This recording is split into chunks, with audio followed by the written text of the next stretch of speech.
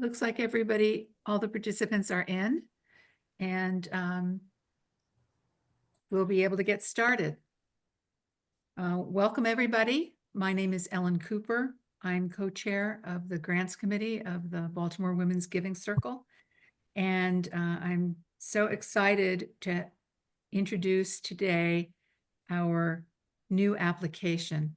We'll be talking about eligibility requirements, timeline, and the new grant application, as well as other information that you will need in order to apply for a grant. Before we get started, let me just do some Zoom logistics. Please mute yourself unless you're talking. If you have a question, you can raise your hand virtually or just simply raise your hand. You also can put questions in the chat, and we will do our best to find you. There are over 75 of you, and hopefully we'll be able to answer all of your questions.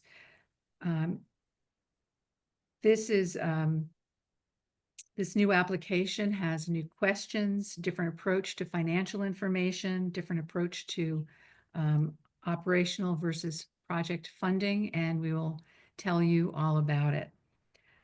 Let me just introduce to you who your speakers will be. Besides myself, we have here Renee Gordon, who is co-chair of the Baltimore Women's Giving Circle. Jackie Vorenkamp, who is my co-chair of grants, and Marianne Pinkard, who knows everything and will explain to you exactly what you need to do in order to get your grant. We will stop every few slides for questions, and then there'll be additional time for questions at the end if anything has not been covered. So with that, let me again introduce Renee Gordon, our co-chair of the Giving Circle, and she's going to talk to you about our mission and vision. Renee? Thank you, Ellen. Thank you. And good afternoon, everybody. We're so glad that you are here. And the Baltimore Women's Giving Circle is a collective giving organization. We pool our funds and we make grants because our mission is to support organizations that advance opportunities for women and their families in Baltimore City and Baltimore County. The circle was established in 2001 with 52 members. Today, we have over 400 members, and we've granted more than $8.4 million to more than 215 Baltimore nonprofits. Our grants have ranged from workforce development grants to literacy to mentoring programs, and we invite you to check out our grantees tab on our website at thebwgc.org. Thanks, Ellen. Thank you, Renee. Next slide, please. So in terms of grant criteria, the most important one is whether your application aligns with the mission of the Giving Circle as Renee just described. When we talk about women and their families, families does include boys' families, but please tell us how helping boys helps women and their families so that we understand how your project aligns with our mission. In terms of serving Baltimore City and Baltimore County, your organization could be headquartered outside of that area, but the question is whether the program and your services are in Baltimore City and Baltimore County for women in that area. Next slide, please.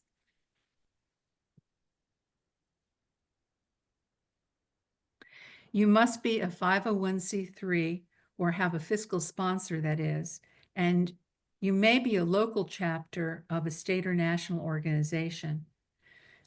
You can submit only one application, but there are two exceptions to this policy.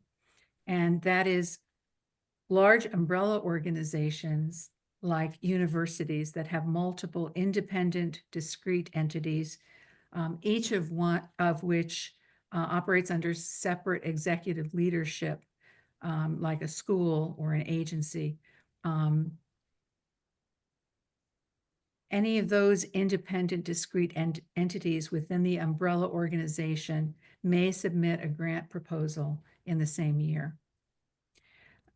Independent, discrete entities that have separate executive leadership and are linked only by sharing the same fiscal sponsor also may submit grant proposals in the same grant year. So as an example, let's take Towson University.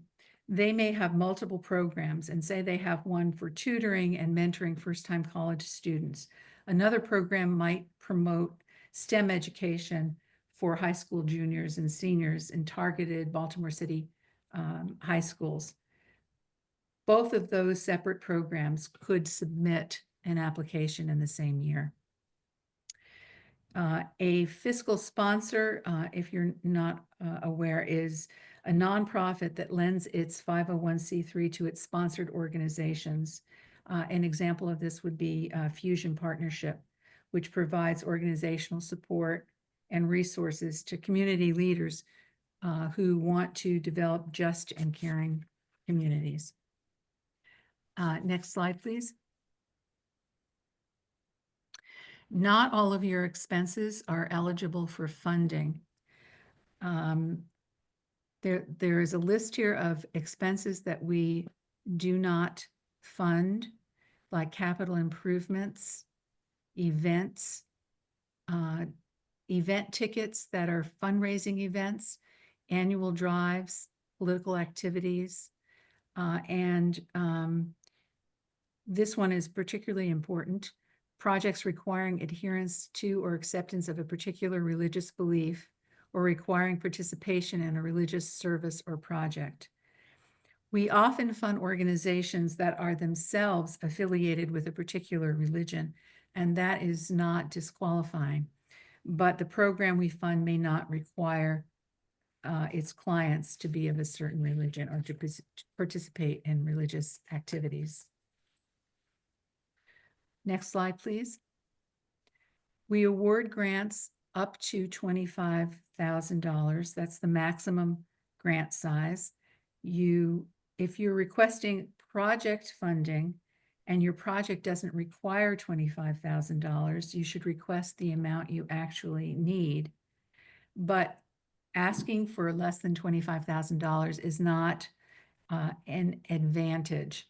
So please don't think that you'll get your foot in the door if you only ask for $10,000 and that we might look on you more favorably than another organization.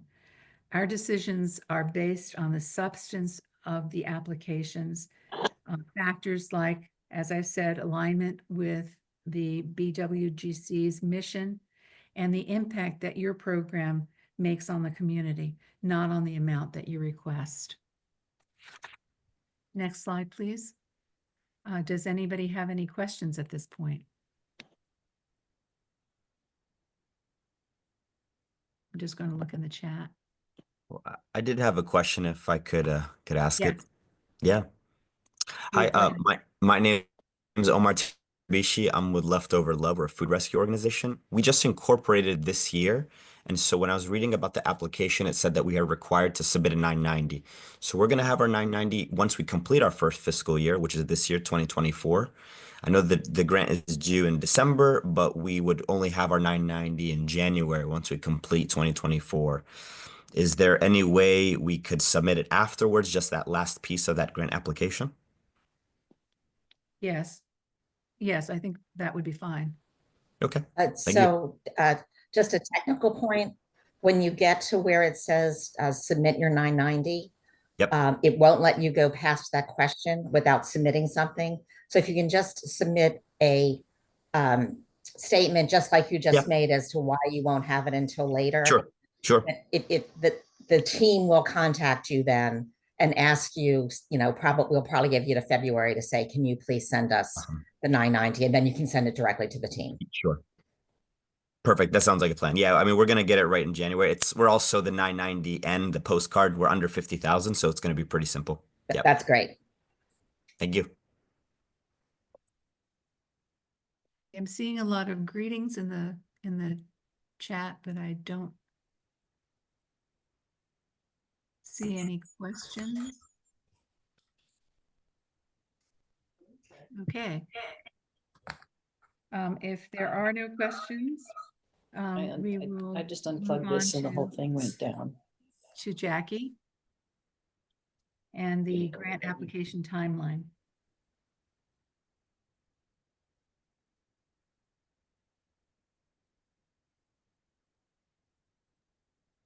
Jackie, are you there?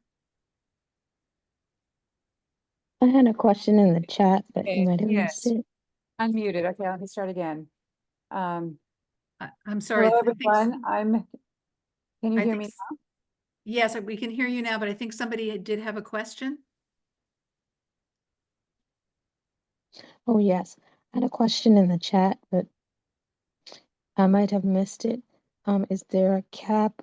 Are indirect costs covered, and is there a cap on indirect costs? Well, we're going to be talking about operational expenses. And I think if you still have a question when we have completed that segment, please ask it. Thank I you. think maybe that will help you. Okay, Jackie. Okay. Hello, everyone. I'm Jackie Vorenkamp, and I'm Grant's co-chair along with Ellen. And I'm very happy to see so many of you here today. Let me start by reviewing the grant application timeline. We do have a new application this year, but the timeline has remained the same for those of you who've applied before. The portal is now open. It opened on Friday, and you can find it at the bwgc.org website, and then click on apply for a grant, and everything should be there that you need. The portal closes promptly at 5 p.m. on December 15th. You cannot submit after 5 p.m. on December 15th, and all the submissions must be online. So just to be aware of that. Mid-May, the grant awards are determined, and at the end of May, grant recipients are notified, as well as those who were not funded. And funds are distributed in June for use from July 2025 through June of 2026. Next slide. Yes, next slide, please. The grant review process, again, this has not changed, but I will go through it because I think that various steps along the way could be important for you to know. We assign the applications to teams of readers in January. Then those teams decide which applications go forward to a site visit. Organizations that are not selected for a site visit are notified. And then site visits are conducted in February and March. After the site visit, teams determine which applications go forward to a vote. If an organization doesn't make this cut, then it's notified. Then there are 2 rounds of voting in April. The grantees are selected and notified in May, and as well as those who haven't received funding. So I just, if you have not, we give you an opportunity to ask for feedback. If your application hasn't been funded.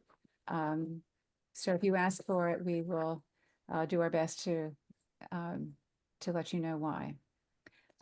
Next slide. The new application. One major difference this year is that there is only one application for all grant types.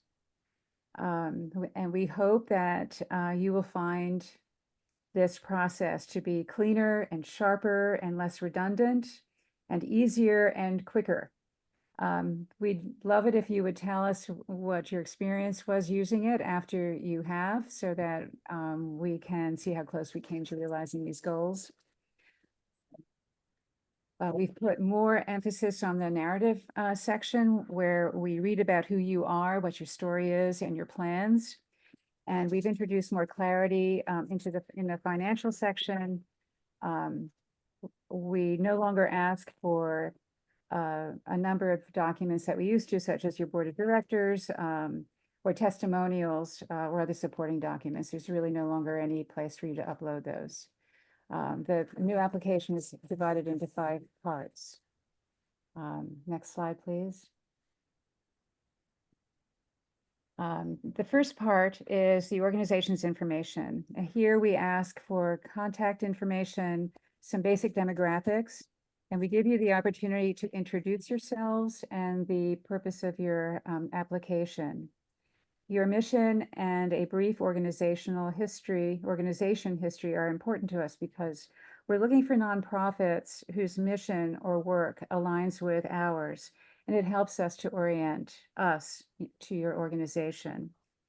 We want to know up front that the organization under whose 501c3 IRS determination letter you operate is a nonprofit in good standing with the IRS. And the EIN is new this year.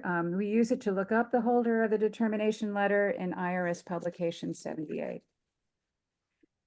We want to know the size of your current fiscal budget here, as this information helps to determine what kind of grant you may be eligible for. The categories of funding have not changed from previous years, and they're used by us to gain insight into the kinds of programs or work that we fund.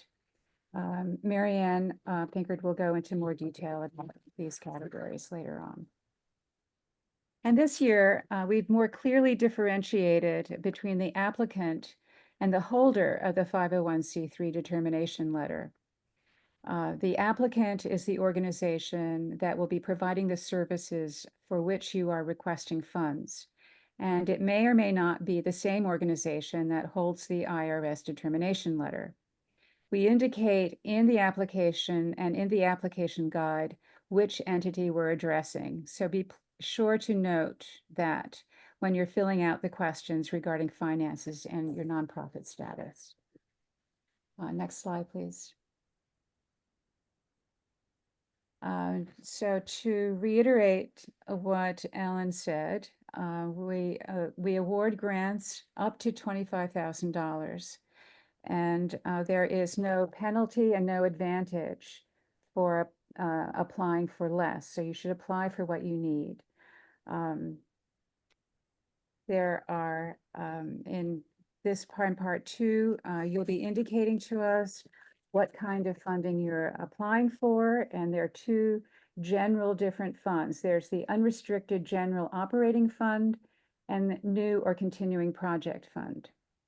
We'll want to know the name of your project or the work that you propose doing.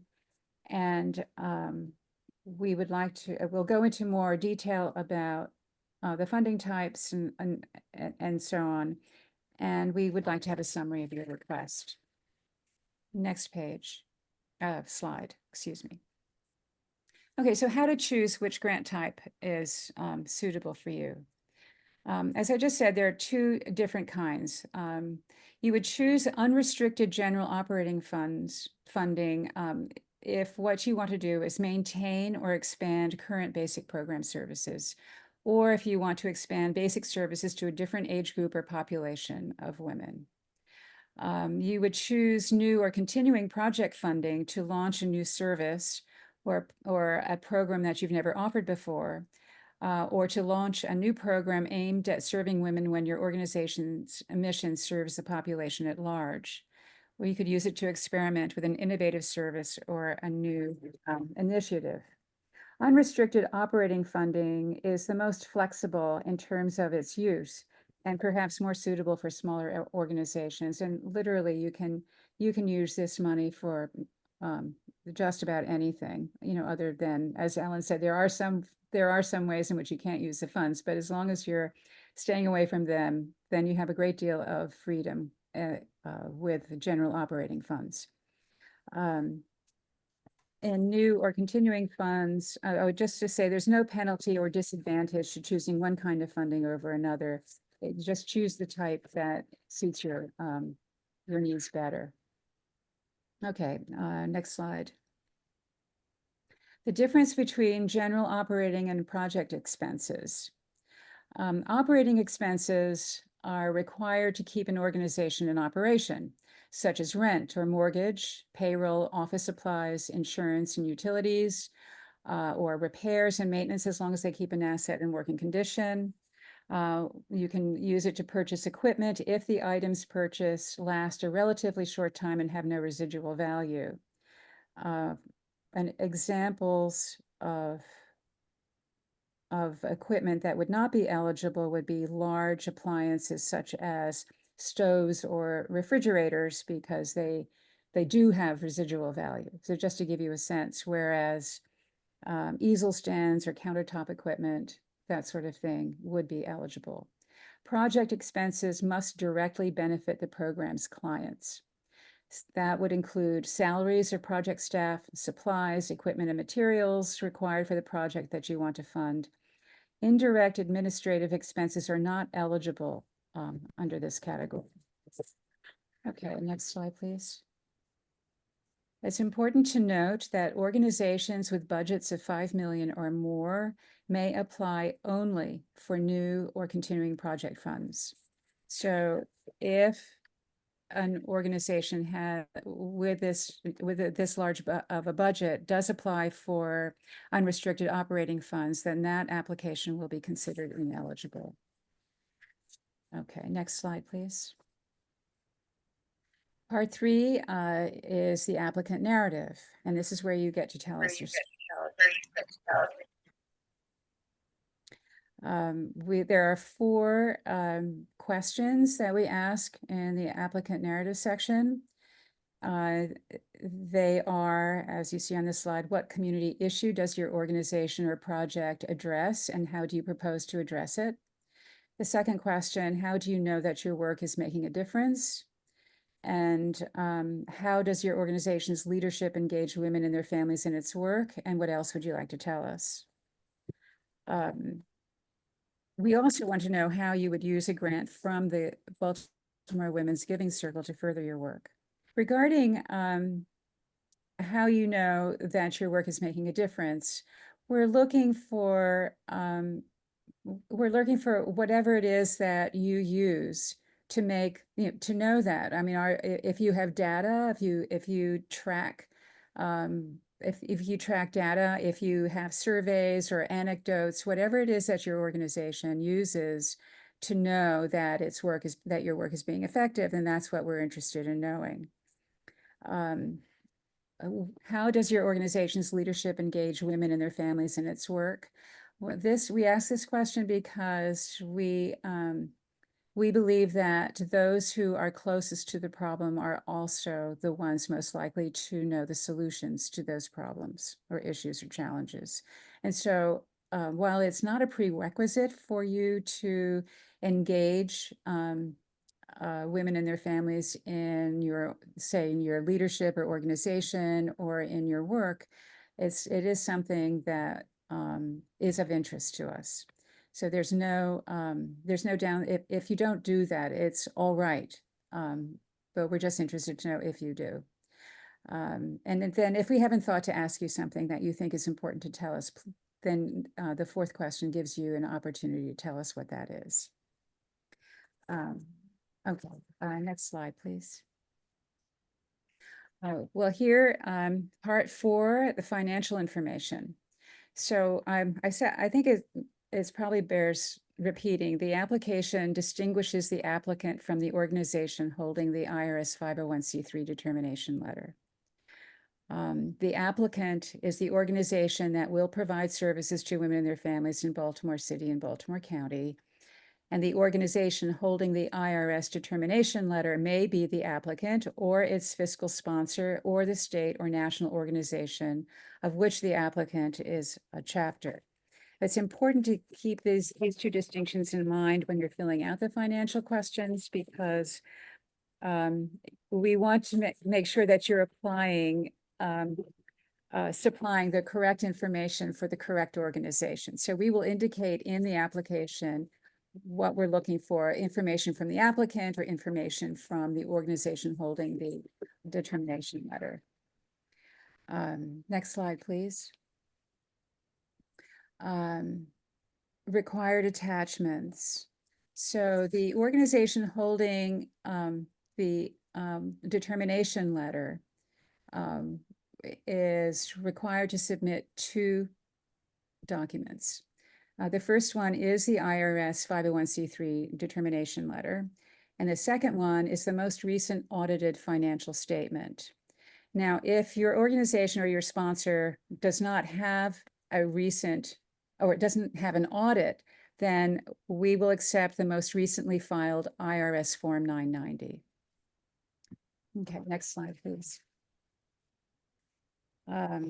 For applicants with budgets under 5 million, applying for unrestricted general operating funds, again, 2 documents. We are looking for the financial statement for the prior fiscal year and the financial statement and budget for the current fiscal year. We have provided links to templates for your convenience. You're not required to use our templates as long as your statements contain all the elements that our templates do. Okay, next slide, please. For applicants applying for new or continuing project funds, again, 2 documents. We want the financial statement for the prior fiscal year and a project budget indicating the expected sources of revenue and projected expenses for the Giving Circle grant cycle, which, as you know, is July 2025 to June 2026. Again, we provide links to templates for your convenience, but you're not required to use them as long as you have your statements cover the same material. Next slide, please. We have an extensive applicant guide to help you with each question. It gives you not only help in understanding the question, but also in understanding why that question is important to us and why we're asking it. We strongly encourage you to read it. And you can find it on our website under the tab Apply for the Grant, and you'll find it together with the application itself.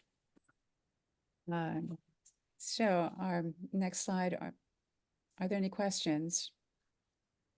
I see there are a number of questions in the chat.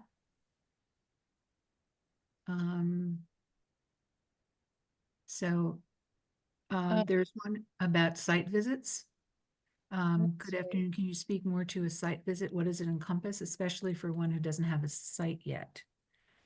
Okay, yes. Well, a site visit means that once the teams have the team has reviewed your application and thinks that your application is eligible for funding, but wants to know more information about you, then the site visit is scheduled. It doesn't have to be in person. If you don't have a location, it can be done online. It can be done with a Zoom. It's an opportunity, though, for our team to meet your staff and to have a conversation about your project or the work that you're doing. And there may be, the team may have questions that arise from the application. And so it gives you an opportunity to, just to talk all that through. It is required. It's a required phase in the application process. But if you don't have a location, then it can be done by Zoom. Okay, here's another question. Can the program be virtual? Can the program, I guess there are a number of questions. Can the program be child focused? And can previously funded organizations reapply for a new project? And if so, what is the waiting period before applying again? So if you have not been funded, if you applied but were not given funding, you can apply every year. We have our grant cycle, as Jackie has just said, is June. It is July to June, and if you are currently funded, you have to wait a year. You can't apply the next year. Otherwise, you can apply every year. And even if you've been previously funded but not in the past year, you can always apply. The program can be child focused. We have in the past given grants to many child focused programs, but again, you need to think about how your child focused program aligns with our mission. And I would just like to add that we like to see that that the parents, particularly the mother, is involved in that in those programs. So that would strengthen the proposal if that were the case. someone has asked whether the program can be virtual. I don't recall ever funding a virtual program except during COVID, but I don't see why that would be disqualifying.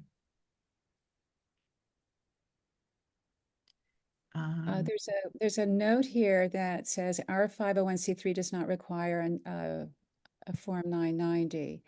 But if your 501c3 has an audit, then you don't need we wouldn't even be looking for a Form 990. So I don't know if that answers your question. Jackie, there's another question. What if your fiscal sponsor does not have an audit or a 990? I don't know, Marianne, do you have a way of answering that? My initial reaction is that that would be highly unusual for a fiscal sponsor to be in a position to sponsor someone else and not be of a size that would require a 990. Understanding that the 990 may also be a 990 EZ, or I think there's another 990 that's really just a postcard. So for a nonprofit, it's really unusual that they would not need to submit a 990. So I would say if that is indeed the case, the best thing to do would be to send an email to the grants at the BWGC and give us a little bit more information, some specifics, and we will let you know, one, whether you would be eligible, because it is important that the group has a 501c3 from somebody that they're using, which should require a 990. So if there's some weird situation that we're not aware of, we could look into it with you. Does that help? And then there's a question here about a cap on indirect costs. Well, it depends on what you're applying. If you're applying for project funds or if you're unrestricted general operating funds, you would have to you would just submit the financial statements. And I mean, we're not specifically capping any particular kind of expense, but we do want to know, you know, just more about how you would be using our funds. Let's see if there's anything else. Who should we contact if our contact information has changed? You can use that same email, grants@thebwgc.org. Yeah, that's what I was going to suggest as well, and we'll take it from there. Regarding accepting a 990N e-postcard, Marianne, I'm not sure that we do accept the postcard, do we? I think there's an EZ and the regular 990, right? But I don't believe. I thought if the group was they have a 501c3 and the IRS regulations would allow them to just do their postcard, I believe that is sufficient. Okay. Okay. Because very young organizations, sometimes that would be the only thing that they would be able to submit. There's a question. If we're proposing a new program, should we include proposed indicators of success? Sure. That would be very interesting to, even if you haven't got the data yet, we would very much like to know like how you plan to make that assessment. For ongoing research, do you support medical research restricted to women's health and reproductive issues?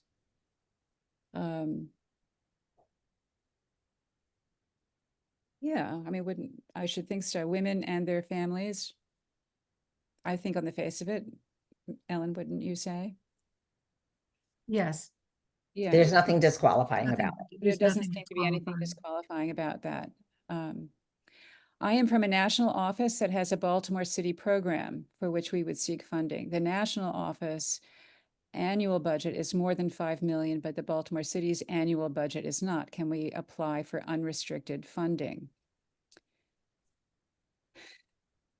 I think you have to apply for project funding. I think, yes, I think that is actually the definition of a project. Yeah.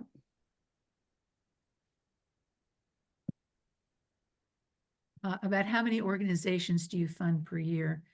The number of organizations that we fund really just depends upon the number of women we have in that particular year in the Giving Circle. Last year, we funded 20 organizations, and we had 122 organizations apply for funding. It varies from year to year, but I suspect, given the number of people who are on this call right now, we're going to be up in those numbers again this year. How old can the last audit be? Well, we're looking for the last audit. Mary Ann, do you have any thoughts on that? So we understand that it really depends on when your fiscal year is. So the readers will be given some guidelines to say what really is too old, and that's difficult to just pluck a number out of the year because it depends on when your fiscal year is. But if like you're in the middle of working on your audit, and then an audit becomes newer during the course, you can get in touch with the Giving Circle and say, we'd like to update our audit and do that. Or you may find that the grants team will be contacting you because the audit seems to be older than it should be, to see if you have something that is more recent. So I would just say, give us the best you got, and we'll take it from there. Right.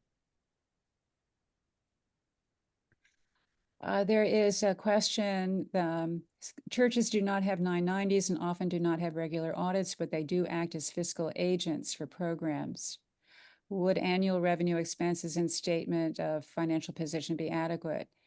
Just in terms of understanding your question, we're talking specifically about fiscal sponsors and not fiscal agents. So I don't know if that makes a difference, but the fiscal sponsor holds the IRS 501c3 determination letter, and a fiscal agent may not. It may just be providing administrative services, in which case the organization or the applicant would hold the 501c3 determination letter. I don't know if that's clarifying.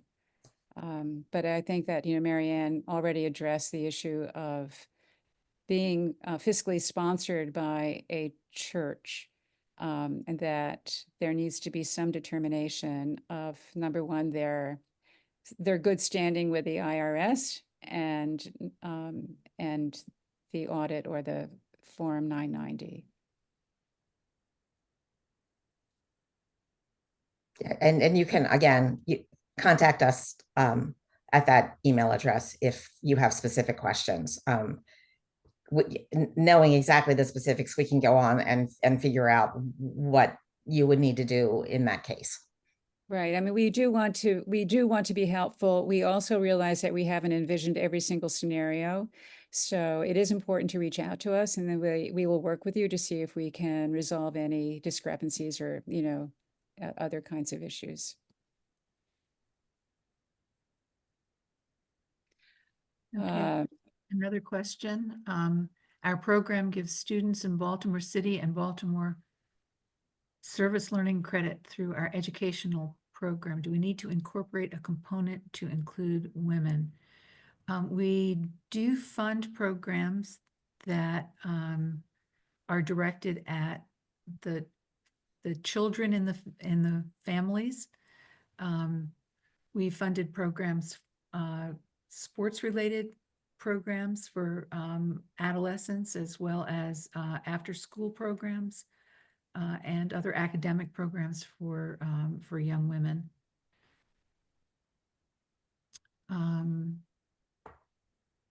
Okay.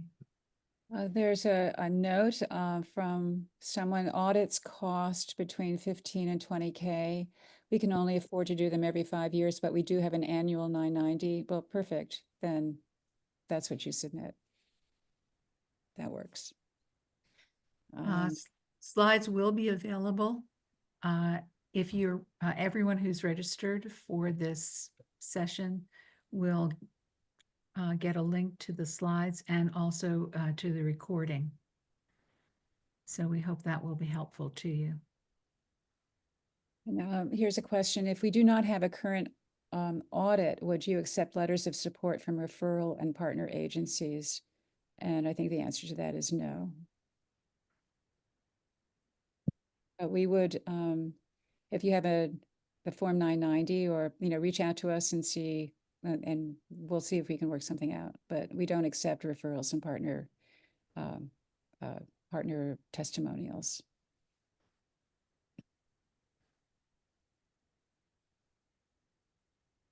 Okay, here's somebody who's asking whether they should apply for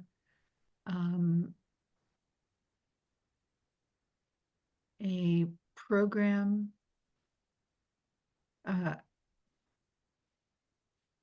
operation for operational or project funding. It's an organization that offers educational programs for teen moms and refugee immigrant moms. Again, this is something that you really need to determine for yourself. If you're a relatively small organization, you might want the flexibility of asking for operational funding.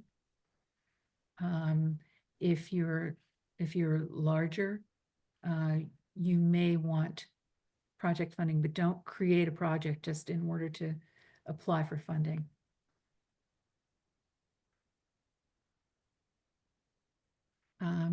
Okay, I cannot see on my screen if anybody has a hand up because there are so many people on this call. So if you do have your hand up, unmute yourself and ask your question.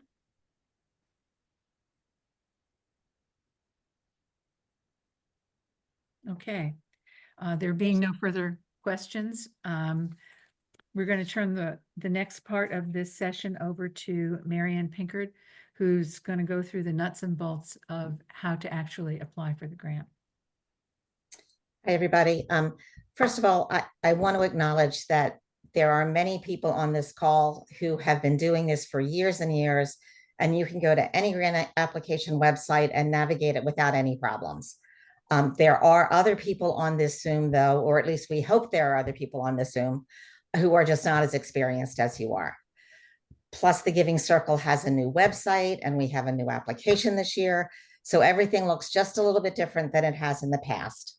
So to you grant veterans out there, please just indulge us for a few minutes while we review the mechanics of the online application.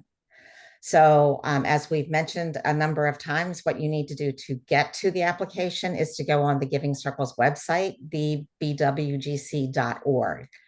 And when you get there, you will go to this page. So the first thing you need to do, of course, you can move around the website and see the other great things that the Giving Circle is doing. But the first thing you want to do is come up here and go to apply for a grant. Just go ahead and click that, and you will be taken to this next page. This is the main grants page where you will find lots of information about the Giving Circles grant cycle. It will review all the things that we've talked about today. And you will need to scroll down to the very bottom, where you will find more detailed information that has been broken into 3 different parts. I encourage you to read all the sections, but to begin the application, you need to select the Learn More button in the very last section entitled Application Portal and Grant Application Guide. Once you get to this page, you need to scroll all the way down to the bottom again, after reading all of the important information that is at the top. And you will see links to a PDF version of the grant application if you just want to look at what it is that we're going to be asking you before you get onto the application. There is the grant application guide. This is where you find that just by clicking on that link. And then the very last thing on that page is the grant portal. And then you click on that to start your application. And you will come to the grant application portal landing page. So here is where you will input your email address and password if you have done this before and you remember your login information. If it's the first year that your organization has applied, you will need to set up a new account by clicking Create New Account. And if you are an existing user and you have forgotten your password, this is one time that we ask that you do not use the grants at the BWGC website email address, but just click Forgot Your Password, and that will give you instructions on how to reset the password. We don't have any information to be able to tell you your old password. Finally, if you know that someone else from your organization has already registered your organization, please don't set up a second account.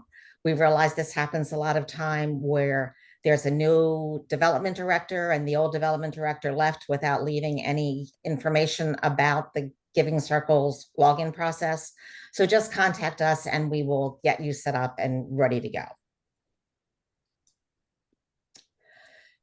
If you selected Create New Account, this is the page you will see afterwards. There are multiple sections to setting up your new account, multiple steps. So please continue to go until you get to the very end. It will seem like a lot of information, and then you're going to need to put in some of that same information when you get to the application. Understand that these are 2 separate records. So that's why you need to do it twice. That's not something that we can really help. It's the way the system that we lease has been set up. If you have previously registered after you enter your username and password, you will come to this page.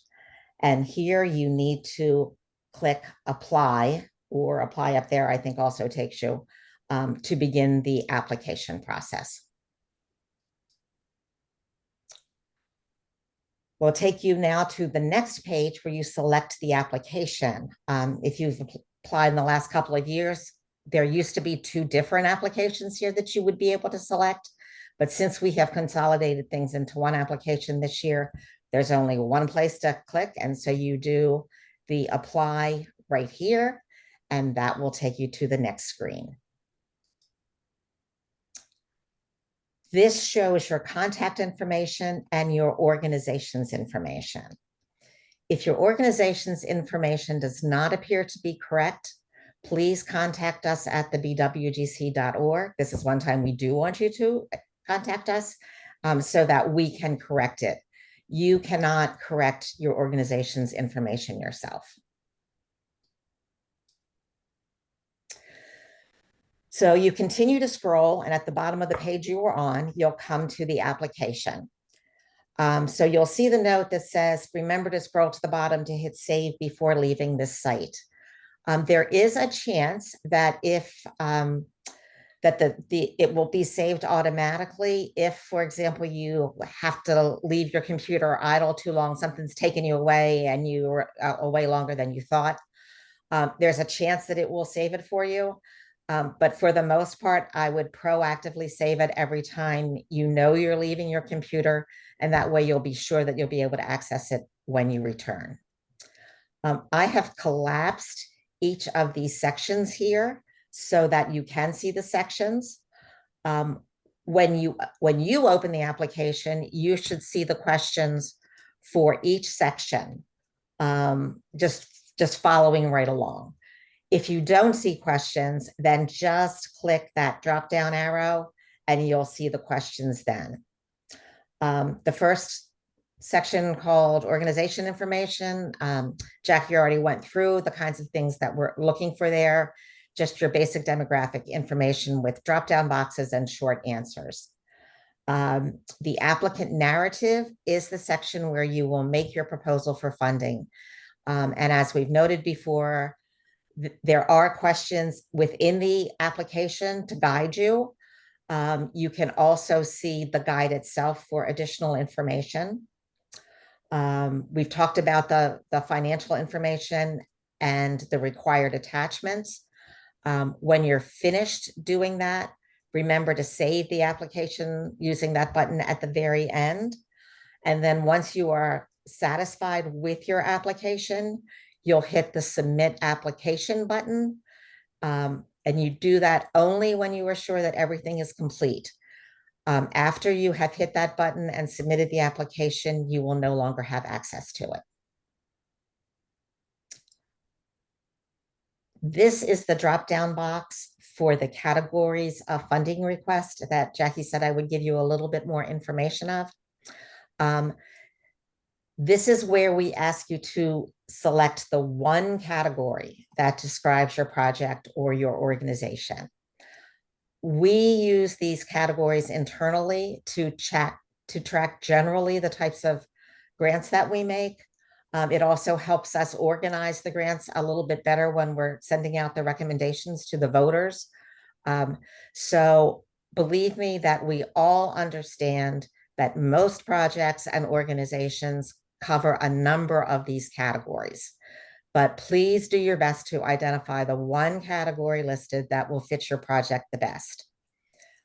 If you look at it and you say, we just don't fit in any of those, then go ahead and select other at the end and provide the category that you think describes it. It has happened in the past, but I will say that there are very few grants that are submitted as other that retain that designation after they're funded. Usually if we find that we've funded a similar project sometime before and we try to put those two similar things in the same category. However, sometimes we really do come across something and then in a couple of years later, we will find that somebody else fits that category. And then we will make whatever that category is one of our drop-down boxes. So go ahead and use it, but try first, if that makes any sense. I also want to assure you that there is no category that gets preferential treatment. There is no category that is more likely to be funded than another. So just use the category you think best describes your organization's activities or project, and that will make the best case for your funding. And that brings us to questions. Okay, Marianne, there are 2 questions in the chat. Did you say that if there is some information about your organization that needs to be updated, such as maybe a phone number or address or contact, we should contact you because the applicant can't update? That's correct. That is one place where you won't be able to get to that record to change it. So you do need to contact us using that grants at the BWGC website. I mean, email address. And the second question is, if we were running a fitness and wellness program for women, would we be health services, other, or education if it's fitness classes for women?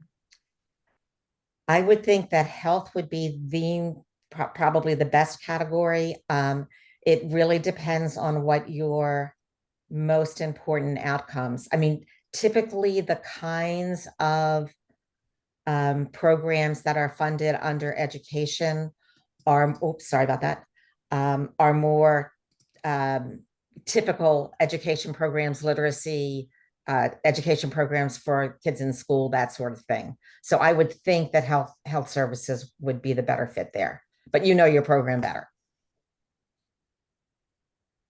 Okay, are there any other questions? I don't see anything else in the chat. And as I said, I can't, there's so many people on this call that I can't see everybody, so. Yeah, I think if you use the raise hand icon, then you'll come to the front screen. If you have a question and you're trying to get someone's attention, that's the best way to do it. But if not, I guess we can move forward. Yeah, I think people are using the chat, so I think we can move forward. Okay. Okay, so we're coming to the end of our presentation. And I just want to just emphasize a few things. Remember that the mission of the BWGC is to support organizations that advance opportunities for women and their families in Baltimore City and Baltimore County. The application gives you a chance to tell us how you help women and children achieve safe, healthy, and productive lives. Ask for the amount of money that you need, up to $25,000. If your organization has a budget of over $5 million, you must ask for project funding. If your organization is smaller, you may ask for operational funding or project funding, but we suggest operational funding for smaller organizations because you can be more flexible with your use of the money. This year, unlike in past years, there's a single application regardless of the type of funding that you request. So the grants portal is open right now, and you may submit your application at any time up until December 15th at 5:00 p.m. Finally, we highly recommend that you consult our new applicant guide, which is available on our website, because the application is new this year. And even if you're one of our longtime recipients, it would be worth your while to take a look at it. Next slide, please. And this is just a very brief summary of what happens after grant funding. So if you receive a grant from us, we do have a post-grants committee, and that committee is made up of teams that are available to make site visits and provide you with advice and guidance if you need it. You will end up submitting a final report to post grants at the end of your grant term. There's also a committee called Grantee Connect, which provides programs of interest to you and other grant recipients, and will also provide networking opportunities for you. Next slide. So again, if you need more help, go to the bwgc.org or contact us at grants@thebwgc.org. So if there are any questions about anything that we've presented today, now's the time to ask. Okay. So we have a question. If we span multiple categories equally, should we use other? Life skills, education, physical activity, positive youth development. My feeling is that you should choose the one that's really most central to what you're doing. But Mary Ann, do you have any other thoughts about that? I would say you can make the determination as to which of those categories are describe it better than the others. recommend you try to figure that out. But if you really truly, I mean, I wouldn't know how you could take all those things and come up with a category that's called something different than one of the ones you've just named. So if you can do that, sure. But trying to fit into one of the categories that's there is probably the better option. And I think there's another question. Is there an RFP or document that has grant questions so applicants can draft before submitting? There is a PDF that you can print out for yourself and work on if you don't want to work on the interactive one that's on our website. And or you can, as long as you haven't finally submitted your application, you can make any changes that you need to on the interactive one. There is a place on the portal where there is a question list icon where you can get a question list right from the portal. You can print that out, or you can look at the PDF that we have on the BWGC website, that both contain the same information. When will the slides be sent? We'll try to get the slides out to you as soon as we can. You certainly should get them by tomorrow. If you don't, let us know at grants@the bwgc.org. Did I miss anybody's questions? Anything further? Well, in that case, we just want to thank you all for sitting through our presentation. I hope it's been helpful to you. We're thrilled to see so many of you here, and we look forward to seeing your applications. Thank you very much.